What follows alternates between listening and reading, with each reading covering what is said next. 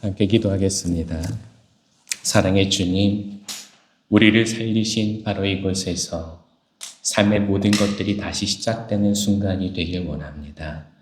아프고 힘들고 걱정되고 두려워했었던 모든 것들이 주님이 살아나실 때 함께 살아날 수 있게 되길 원합니다.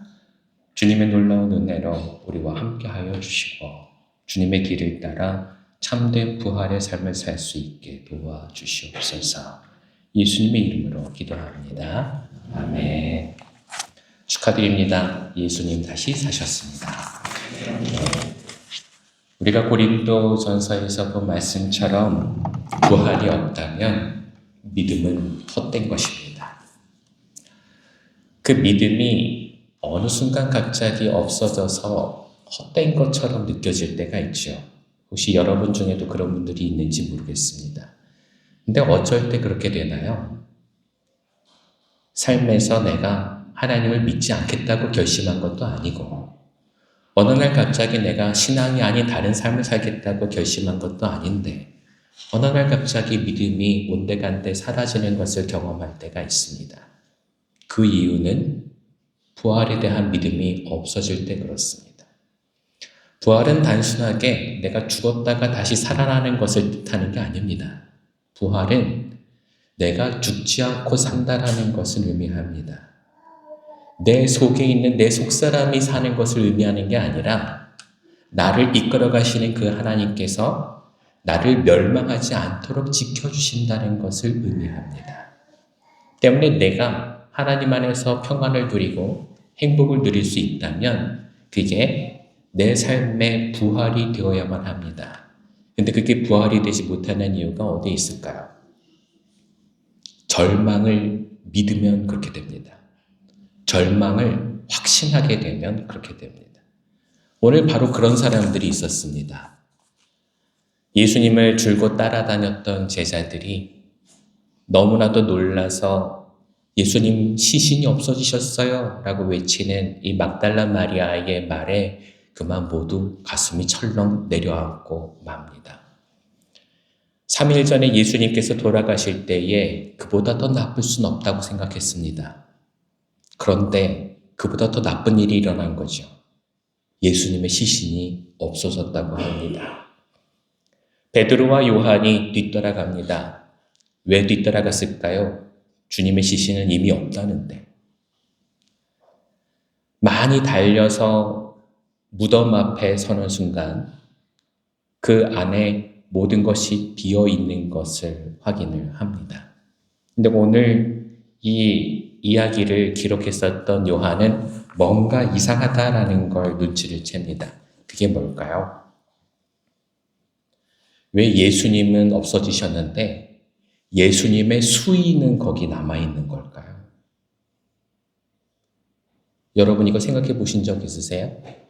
예수님이 부활하실 때 벌거벗고 부활하셨을까요? 알몸으로? 오늘 여기에 왜 두 천사가 있는지 우리는 알아야 합니다. 오늘 말씀에 참 재미있는 게 수의도 그렇고 얼굴을 덮어섰던 수건도 있었는데 그걸 잘 개키고 포개서 놨다라고 얘기를 해요. 그냥 주님이 뿅 하고 사라지신 거라면 그게 그렇게 될 리는 없죠. 그런데 두 천사가 와서 주님의 시중을 든 거죠. 겉에 있는 수의를 벗기고 그리고 새 옷을 갈아입힙니다. 얼굴을 덮었었던 그 수건, 그걸 또한 걷어서 옆에다가 놓고 예수님의 그 몸에 있었던 모든 상흔을 다 닦아냅니다. 이런 일이 있었기 때문에 지금 막달라 마리아가 예수님을 다시 만나게 될 때 예수님을 바라볼 수가 없었어요. 그분이 누군지 알아볼 수가 없었어요.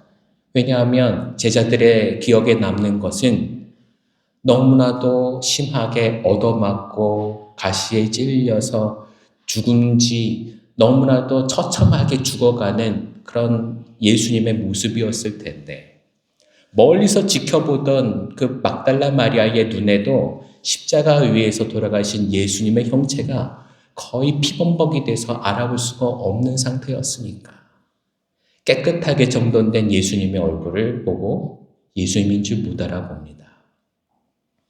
여러분, 오늘 왜 이 사람들이 이렇게까지 주님의 부활을 믿지 못하는지 우리는 그걸 한번 생각해 봐야 됩니다. 예수님은 부활에 대해서 얘기하셨나요? 얘기하셨어요. 사복음서에 모두 나와요. 그리고 여러 번 얘기하셨대요. 내가 곧 죽었다가 3일 만에 다시 살아날 것이다. 그리고 주님께서는 요한복음에서 이런 말씀도 하시죠. 나는 부활이요 생명이니 4번이죠. 네. 나는 부활이요 생명이니 나를 믿는 사람은 죽어도 살고 살아서 나를 믿는 사람은 영원히 죽지 아니할 것이다. 이것을 믿느냐? 여러분, 부활에 대해서 예수님은 그냥 얘기만 해주신 것이 아니라 묻기도 하셨어요. 네가 믿냐? 라고 말이죠. 네, 믿습니다라고 대답한 제자들. 근데 왜 주님이 부활하신 것을 믿지 못하게 됐을까요? 무덤이 비어있는 것을 보고 요한은 차마 들어가지조차 못합니다.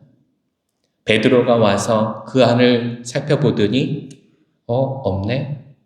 그리고 그냥 돌아갑니다. 참 이상하죠. 밖에 막달라 마리아는 계속 울고 있는데 왜 이 두 사람은 그냥 마리아를 버려두고 가버렸을까요? 이유가 뭘까요? 여기에는 한 가지 추정되는 일이 있습니다. 그게 뭐냐 하면 아마 제자들은 그렇게 생각했을 거예요.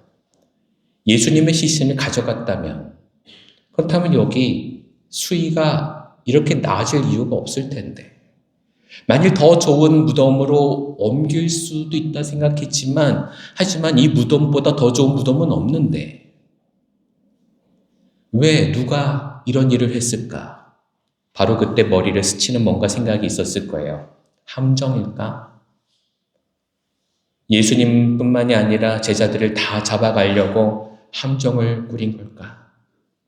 이 생각이 드니 베드로와 요한은 뭘 했을까요?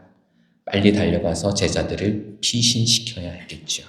그래서 간 겁니다. 막달라 마리아는 왜 여기 있을까요? 여러분, 여기 아주 큰 차이가 있습니다. 다른 제자들은 예수님은 이미 죽으셨고 그건 이미 기정사실이고 이제는 내 몸을 보호해야 하니까 그러니까 나만 생각하게 된 거죠. 예수님은 이제 안중에 없는 겁니다. 근데 막달라 마리아는 그렇지 않았어요. 그는 지금도 예수님이 중요해요. 도대체 예수님께 왜 이런 일이 일어난 걸까요? 하면서 너무 서글프게 울고 있는 거죠. 여러분, 이게 여자라서 그렇게 우는 것은 아닙니다. 여자라서 우는 건 아니에요. 남자들도 다 이렇게 행동하는 건 아닙니다. 여러분, 여기 아주 중요한 사실을 깨달으셔야 돼요. 그건 뭐냐 하면 내가 끝까지 중요한 이 나르시시즘에 갇혀있는 사람이라면 부활은 결코 받아들일 수가 없습니다. 나보다 남을 사랑하는 거, 그건 예수님을 사랑하기 시작한 사람이 아니고서는 할 수가 없는 일이기 때문에 그렇죠. 우리 3번 그림 한번 볼까요?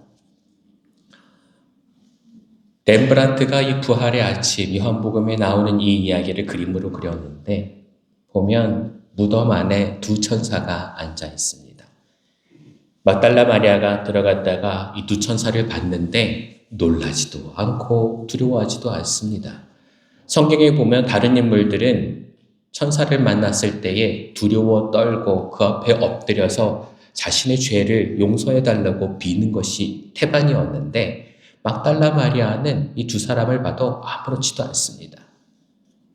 왜 그런가 하면 오늘 말씀에서 보면 이 두 사람도 예수님도 모두 동산지기인 줄로 알았대요.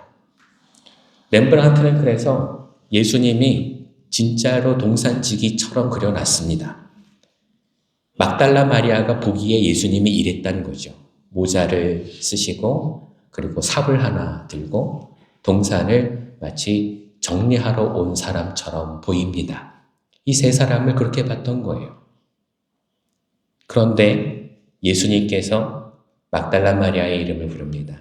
마리아야.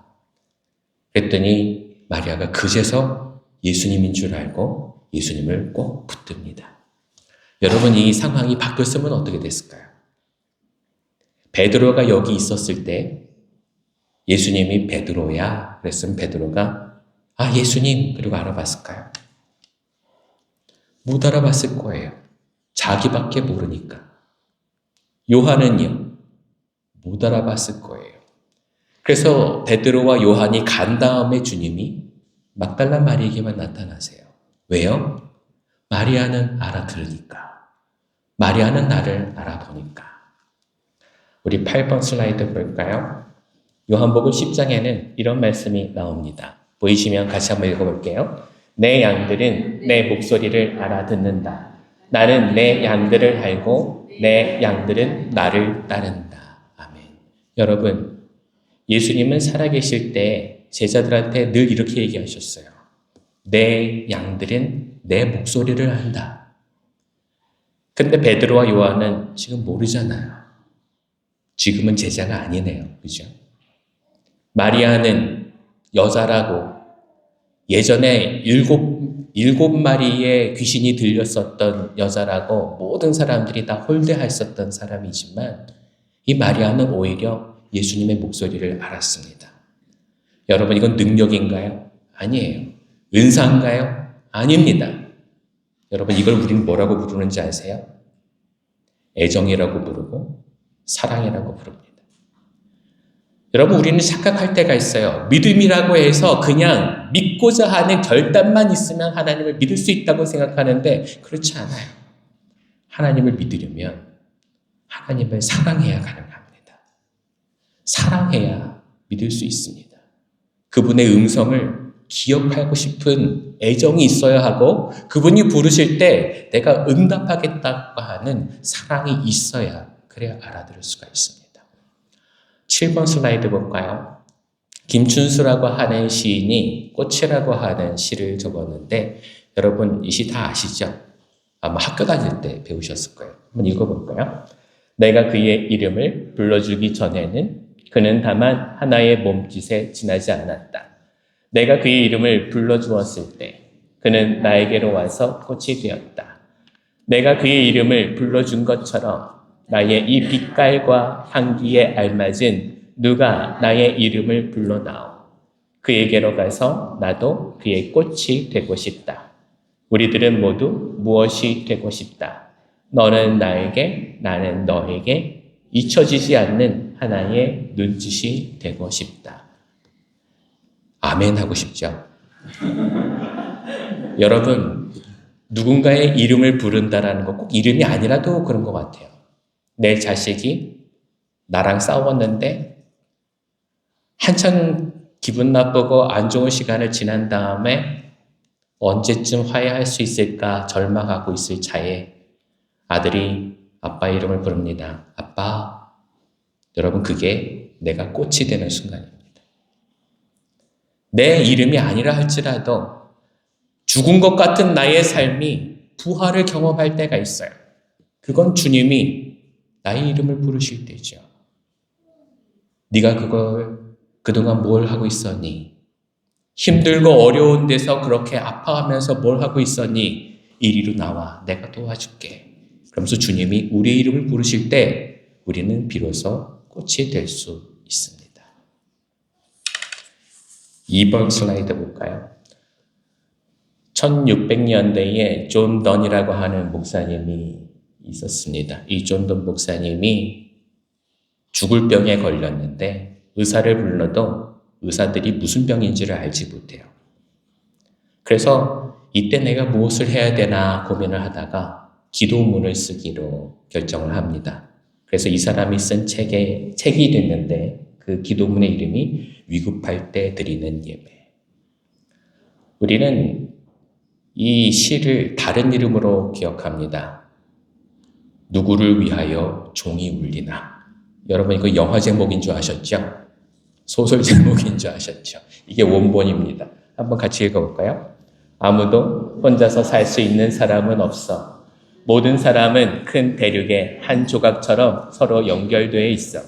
만약 흙덩이가 바다에 씻겨 나가면 유럽이 조금 줄어드는 것과 같아. 친구의 집이나 네 집이 없어져도 마찬가지야.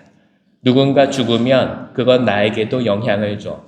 왜냐하면 우리 모두는 사람이라는 큰 가족 안에 함께 있기 때문이야. 그러니까 종이 울린다고 해서 누구 때문에 울리는지 궁금해하지 마. 그 종소리는 너를 위해서 울리기도 하는 거니까. 이것도 아멘하고 싶죠? 여러분 삶에서 내가 너무너무 외로울 때, 나 혼자라고 생각할 때, 그때 주님이 우리의 이름을 부르실 때가 있습니다. 너는 혼자가 아니야. 내가 널 참 사랑한단다. 다른 사람을 사랑하듯이 너도 사랑해. 너는 내 수중에서 빠져나간 적이 없어. 주님은 그렇게 얘기하시죠. 존 던이 죽을 병에 걸려서야 이걸 깨달았던 거예요. 매일같이 듣는 종소리, 그 종소리는 누군가 죽었을 때, 누군가 힘들어할 때, 정말 위급한 전쟁이 일어났을 때 울리는 소리인 줄 알았는데 주님 앞에 기도해보니 나를 위해서 울리시는 거구나. 주님이 나보고 다시 살아나라고 내 이름을 부르시는 거구나. 여기서 죽어도 괜찮아. 주님이 다시 내 이름을 부르시면 나는 천국에서 다시 부활할 테니까. 존 던이 주님 앞에 고백하는 게 바로 이런 거죠. 여러분 오늘 예수님이 마리아의 이름을 부르셨을 때 아무도 몰라보던 그 예수님을 마리아는 어떻게 알아볼 수 있었던 걸까요? 삶에서 부활이 매일매일 경험이 되면 그래요. 마리아는 예전에 한번 부활을 경험한 적이 있었거든요. 누가복음 8장에 보면 그는 7 귀신이 들려 있었다라고 해요. 아무도 쫓아내지 못했죠. 사람들은 이 여자를 피해 다녔습니다. 무서우니까. 아무도 이 여자의 이름을 불러주지 않았어요. 그런데 주님이 이 여자의 이름을 부르시면서 그 안에 깃들어 있던 귀신을 다 내쫓아 주셨습니다. 깨끗하게 되고 정상이 되었는데도 그 주변에는 친구가 아무도 없었어요. 하지만 마리아는 주님 한 분이면 충분했어요.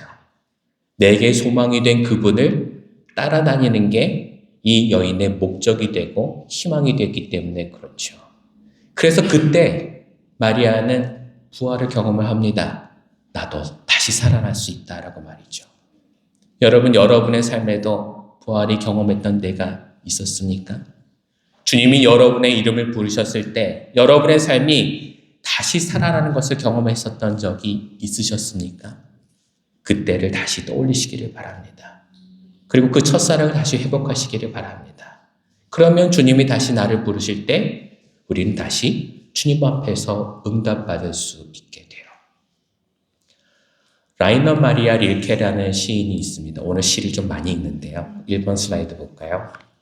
이 릴케라는 이 시인은 오스트리아 사람이라고 하죠. 그래서 독일어로 시를 적었는데 이 시를 적을 때쯤에 몽터에서 마지막 요양 생활을 하고 있다가 이 병을 이기지 못하고 급기야는 병으로 죽습니다.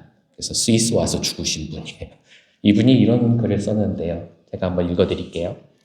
지금 이 세상 어디선가 울고 있는 사람은, 이 세상에서 까닭없이 울고 있는 그 사람은 나를 위해 울고 있다. 지금 한밤중에 어디선가 웃고 있는 사람은, 한밤중에 까닭없이 웃고 있는 그 사람은 나를 두고 웃고 있다. 지금 이 세상 어디선가 가고 있는 사람은, 까닭없이 가고 있는 그 사람은 나를 향해 오고 있다. 지금 이 세상 어디선가 죽어가고 있는 사람은, 까닭없이 이 세상에서 죽어가고 있는 그 사람은 나를 응시하고 있다. 여러분, 전쟁이 가득한 이 세상에 어느 한 곳에서 사람이 죽어갈 때 그 사람이 나랑 아무 상관이 없다고 생각할 수도 있겠죠.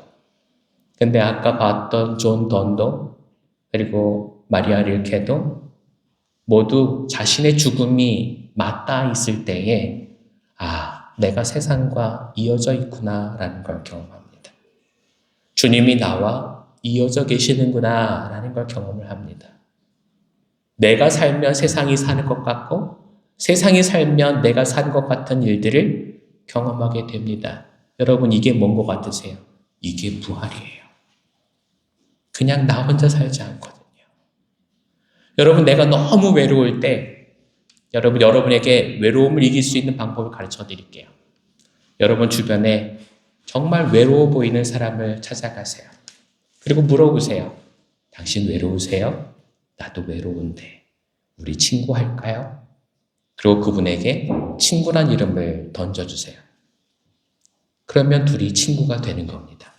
그때 둘이 부둥켜 울고 같이 기도하면 여러분 같이 살아나는 거예요. 나 혼자 기도하다가 내가 사는 것을 경험하지 못하게 될 때 누군가 동병상련의 마음을 품고 다가가서 그 사람을 살리다가 보면 내가 사는 것을 경험하게 될 거예요. 여러분, 이게 부활이에요. 부활은 나만 생각하는 나르시즘 가지고서는 결코 설명이 안 되는 거예요. 왜 세상 사람들은 부활을 믿지 못하나요? 이유는 그 사람들 마음엔 자기밖에 없기 때문에 그래요. 너무 힘들어했지만 위로하지 못한 우리의 가족들을 한번 떠올려 봅시다. 여러분, 그리고 오늘 결심하세요. 오늘 집에 돌아가서 그들과 함께 다시 살아나는 부활을 꿈꿔보시기를 바랍니다. 그들에게 다시 아버지가 되고 다시 남편이 되고 아내가 되고 딸이 되고 아들이 되어서 우리의 삶을 다시 살아나는 일들을 한번 경험해 봅시다.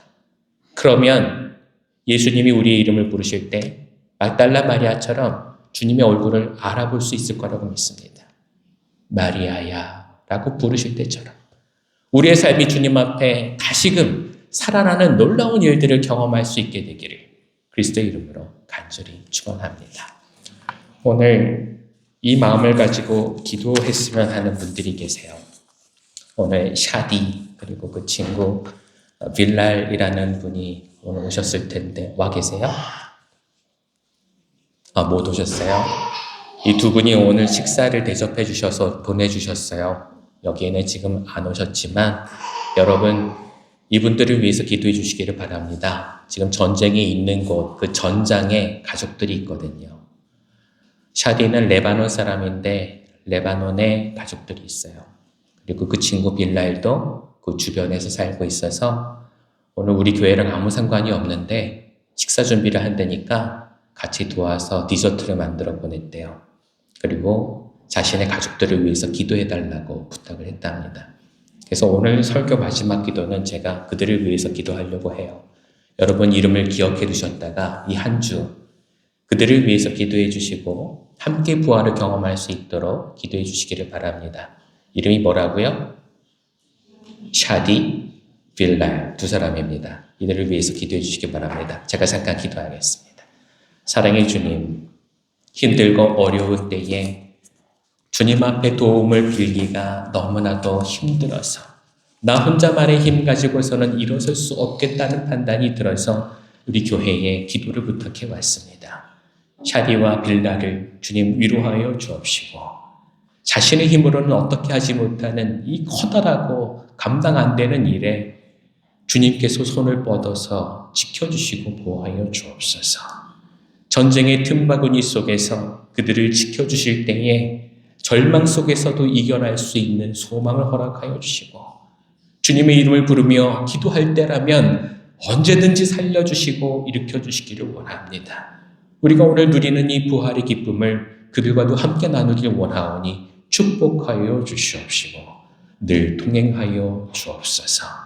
전장에 있는 모든 이들을 주님께서 붙들어 주실 때에 자신의 악함과 선함을 판단하고 사람을 함부로 죽이려고 하는 그 마음이 내려놓아지고 주님께서 우리를 사랑하셨던 주님께서 우리를 용서하셨던 그 사랑이 그들에게도 깨달아지고 알게 되게 하여 주옵소서. 온 세상에 참 평화가 임하는 그날을 손꼽아 세어봅니다. 주님, 우리와 함께 하시어서 이 모든 어려움을 이길 수 있도록 부활의 기쁨을 허락하여 주옵소서. 예수님의 이름으로 기도합니다. 아멘.